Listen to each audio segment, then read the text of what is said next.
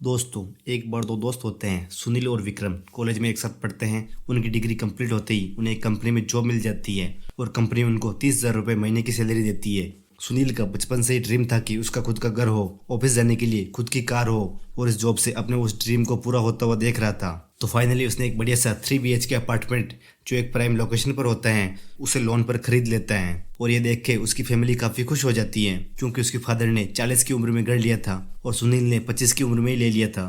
उस घर की EMI 10,000 होती है जो उसको 20 सालों तक चुकानी है। उसके बाद वो एक बढ़िया सी कार भी खरीद लेता है जिसकी मंथली EMI 7,000 रुपये होती है। फिर उसके दूसरे एक्सपेंसेस जैसे light bill, grocery, gas, car का पेट्रोल, मेंटेनेंस, ये सब मिलाकर 10,000 रुपये हो जाते हैं। उसके बाद सुनील को महंगे होटल्स में जाना, पार्टीज वगैरह पसंद है। उसकी जॉब अच्छी थी तो उसको क्रेडिट कार्ड भी आसानी से मिल गया। फिर वो उससे शॉपिंग करने लगा।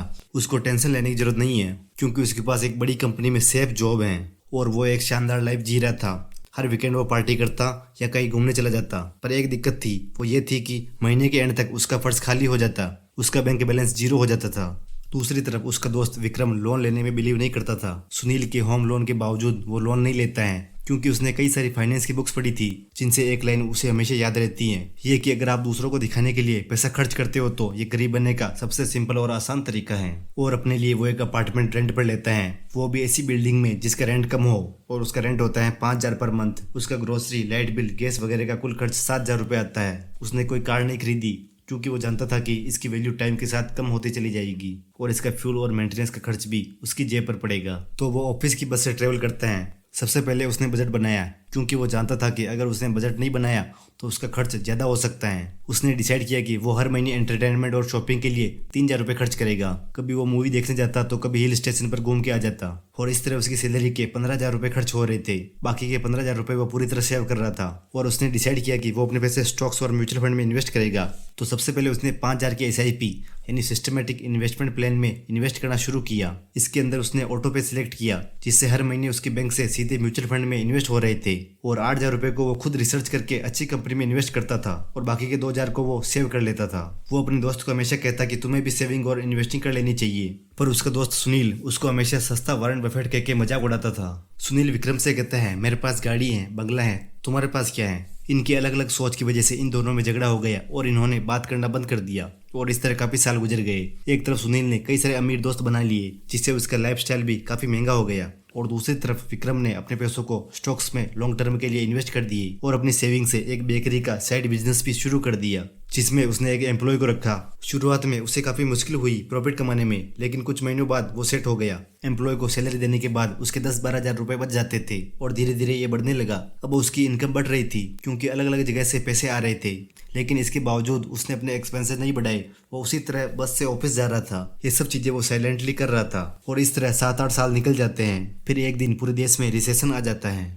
लोग पैसे खर्च करना बंद कर देते हैं, शॉपिंग करना बंद कर देते हैं और उस कंपनी के भी बुरे दिन शुरू हो जाते हैं जिसमें सुनील और विक्रम काम करते हैं। उस टाइम देश की सभी कंपनियां स्ट्रगल कर रही होती हैं। उनकी कंपनी को मजबूरन अपने 400 एम्प्लॉय को निकालना पड़ता है जिसमें सुनील और विक्रम दोनों को नाम भी शामिल होता है। दोनों काफ़ी दुखी हो जाते हैं, लेकिन विक्रम को ज़्यादा फर्क नहीं पड़ता है क्योंकि उसके पास सर्वाइव करने के लिए इमरजेंसी फंड होता है और उसको स्टॉक से डिविडेंड भी मिल रहा होता है और उसका एक साइड बिजनेस भी चल रहा था। लेकिन सुनील की पूरी दुनिया ही बदल जाती है। जैसे उसको जॉब से निकाला, होम लोन और कार लोन वाले उसके पीछे पड़ जाते हैं क्योंकि उसके होम लोन में अभी भी 10 साल बाकी थे और कार लोन का भी 1 साल बाकी था। उसके इतने सारे दोस्त जिनको वो अपना मानता था, उन सब की रियलिटी उसको पता चल गई। इसके बाद उसने रिश्तेदारों से उधार लेकर गुजारा करना पड़ा, लेकिन उसको समझ आ गया कि ये ज़्यादा दिन तक नहीं चलने वाला। इसीलिए उसने डिसाइड किया कि वो अपनी कार को सेल कर देगा।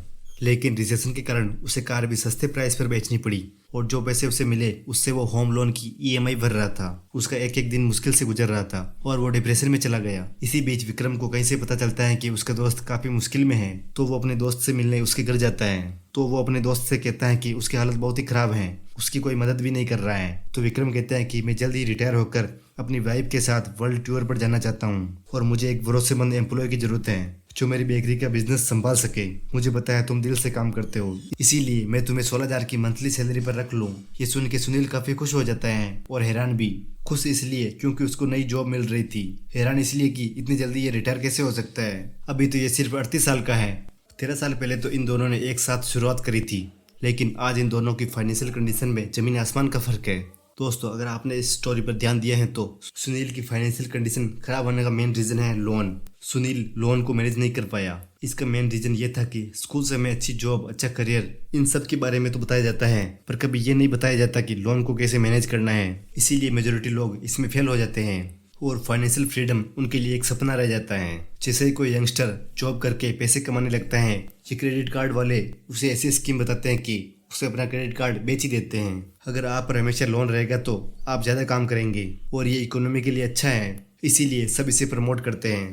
दोस्तों जब आप लोन के स्ट्रैप से अपने आप को बचा लेते हैं तो अब सवाल ये उठता है कि अब आपको इन पैसों से करना क्या है। तो इसमें आप 70-20-10 रूल का इस्तेमाल कर सकते हो। इसमें आपको अपनी इनकम का 70% घर के खर्चों के लिए इस्तेमाल करना है, 20% इन्वेस्टमेंट के लिए जैसे कि स्टॉक मार्केट, म्यूचुअल फंड में, और बाकी के 10% को आपको अपने एंटरटेनमेंट के लिए छोड़ देना चाहिए। फिर धीरे धीरे करके आपको इस 20% को बढ़ाना है। जैसे मैं अपनी इनकम का 40% इन्वेस्ट करता हूँ तो ये 50-40-10 रूल हुआ, जो 70-20-10 रूल से कहीं बेटर है, क्योंकि इसमें मेरे इनकम का बड़ा हिस्सा इन्वेस्टमेंट में जा रहा है। अगर आप भी इस रूल का इस्तेमाल करते हो तो आप भी फाइनेंशियल फ्रीडम हासिल कर लोगे। दोस्तों फाइनेंशियल फ्रीडम का थर्ड रूल ये है कि आज भी मेजोरिटी मिडिल क्लास लोग स्टॉक्स में इन्वेस्ट करना पसंद नहीं करते, इसको रिस्की समझते हैं। जबकि इंटरेस्टिंग बात यह है कि रिसेशन के टाइम कंपनी सबसे पहले अपने एम्प्लॉयज़ को जॉब से निकालती है और शेयर होल्डर का डिविडेंड कम नहीं करती है। जैसे कोविड के टाइम कंपनियों ने अपने एम्प्लॉयज़ को निकाल दिया था और शेयर होल्डर का डिविडेंड इंक्रीज किया था। सुनील को सैलरी एक कंपनी से मिल रही थी जबकि विक्रम को डिविडेंड 10-15 कंपनियों से मिल रहा था। तो आप बताइए कि कौन ज़्यादा फाइनेंशियली सिक्योर है। इसीलिए जॉब सिक्योरिटी रियल नहीं होती है, फाइनेंशियल सिक्योरिटी रियल होती है, जो हमेशा आपके हाथ में होती है। Number 4 compounding. जिसको कंपाउंडिंग की पावर का पता है वह सबसे पहले इन्वेस्टिंग करेगा और जिसको इसके पावर के बारे में पता नहीं है वो इन्वेस्टिंग को टालता रहता है। फाइनेंशियली स्मार्ट लोग अपनी इन्वेस्टमेंट को जल्दी से जल्दी करते हैं और अगर उनको लोन लेना है तो वो इसको टालते रहते हैं। लेकिन फाइनेंशियली पुअर लोग इसका उल्टा करते हैं, वो इन्वेस्टमेंट को डिले करते हैं और लोन जल्दी से ले लेते हैं। Rule number 5 early retirement concept. दोस्तों अगर आप इंडिया में 50 से 60 की एज तक काम करते हो तो आपको जेंटलमैन समझा जाता है और इसमें कुछ गलत भी नहीं है। जो हम बचपन से देखते हैं उसे कॉपी करते हैं। तो विक्रम क्राउड से हटकर सोचता था और सुनील क्राउड की तरह। जब आप मेजोरिटी लोगों की तरह सोचोगे तब आप भी वही जाओगे जहां वो जा रहे हैं। दोस्तों हम इसके लिए स्कूल और एजुकेशन सिस्टम को ब्लेम नहीं कर सकते, क्योंकि अगर सभी फाइनेंशियल फ्री हो गए तो काम कौन करेगा। तो इसीलिए एजुकेशन सिस्टम और गवर्नमेंट सभी लोगों को एम्प्लॉय की तरह ट्रेन करते हैं, क्योंकि मार्केट में हमेशा ज़्यादा रिक्वायरमेंट इन्हीं लोगों की होती है।